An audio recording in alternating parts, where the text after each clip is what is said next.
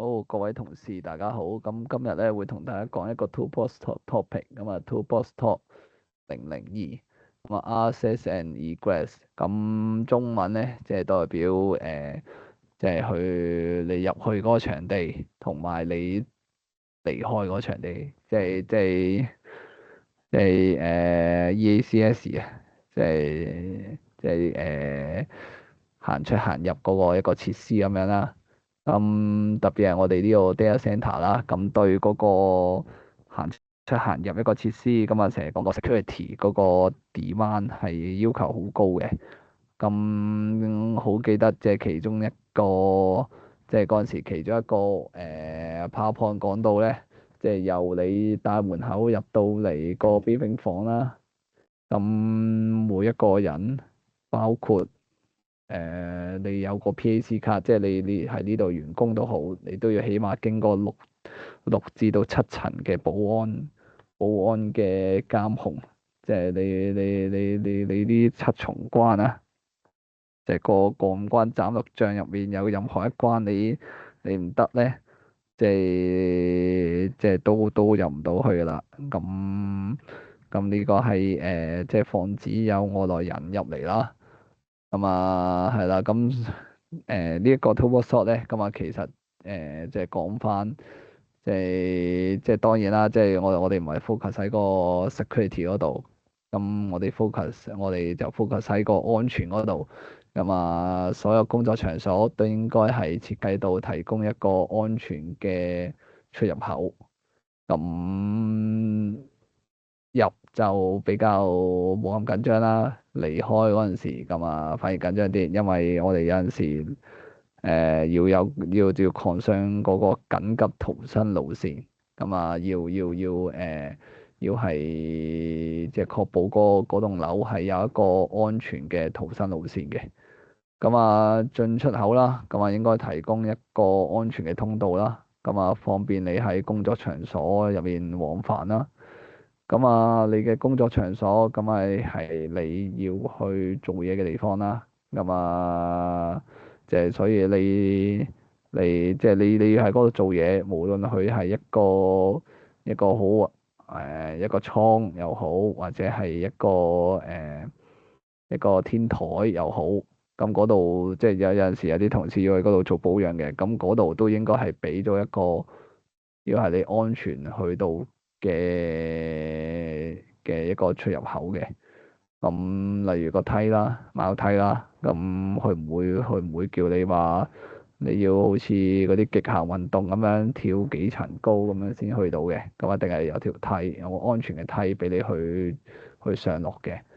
咁啊，你當然你做嘢嗰度都要係安全啦。咁啊，好多時可能係個屋頂啊，或者係即係有啲工種咁啊，要喺個建築物嘅側邊去做嘢啦。咁啊，咁有啲工種就要喺地下室嗰度做嘢啦。咁都要有一個安全嘅出入口嘅。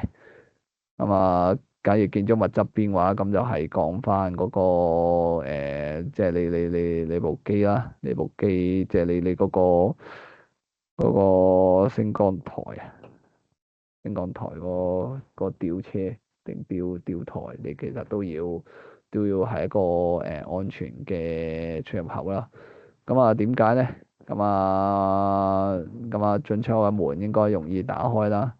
咁即係你冇可能你走佬嗰陣時，你走佬嗰陣時仲喺度好夾硬咁樣，即係要推極推唔到，到時即係早排有單意外就話個小米個電車俾人燒着咗，但係嗰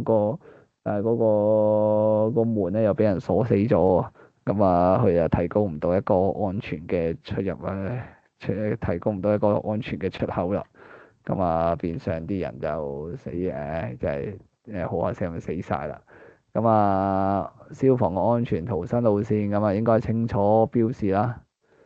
咁啊，出入口不良咁啊，可能導致嚴重受傷啦。咁呢個當然啦，即係唔會俾人棘住啦，亦即係唔會有啲嘢棘住你啦，令到你好容易棘親啦。咁亦都唔會有一啲唔會有啲即係擺咗好多雜物啊嗰啲咁樣去阻住晒嘅。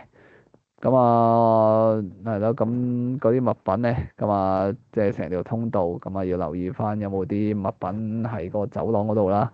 咁啊，因為有物品嘅話，咁啊容易跣親啊、棘親啊、跌親啊咁樣嘅。咁啊，員工用未固定嘅梯，咁可能會跌落嚟啦。咁啊，梯一定要固定嘅。咁你嗰個即係有陣時有啲地方咁，可能有啲笨梯去笨上去咁樣爬上去嘅。咁但係笨梯咁一定要係一個人喺下面扶住啦。咁啊確保佢係唔會隨便跌啦。咁我哋呢度通常係用貓梯嘅，咁啊要固定嘅梯嘅。咁嗰啲梯唔固定嘅話，咁啊唔好上去啦。咁啊寧願唔好做嗰單位嘅事。亦都要留意翻，咁你去 access 嘅地方會唔會係一個同車一齊行嘅地方咧？咁嗰度都係要小心嘅。咁啊，我哋應該做咧，咁啊用翻一個公營嘅出入口點啊，即係代表一個正常有門口嘅出入口啦。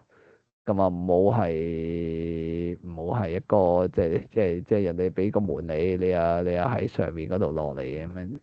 咁啊，即係唔 concern 都係安全嘅。咁啊，保持翻通道嗰啲暢通啦。咁啊，同埋有足夠嘅照明啦。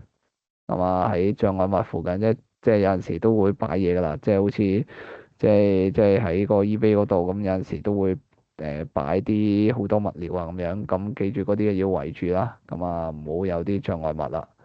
咁啊，任何唔安全嘅路線咧，咁啊要報告翻啦，係啊報告翻，咁啊唔好隨便入去，係啦。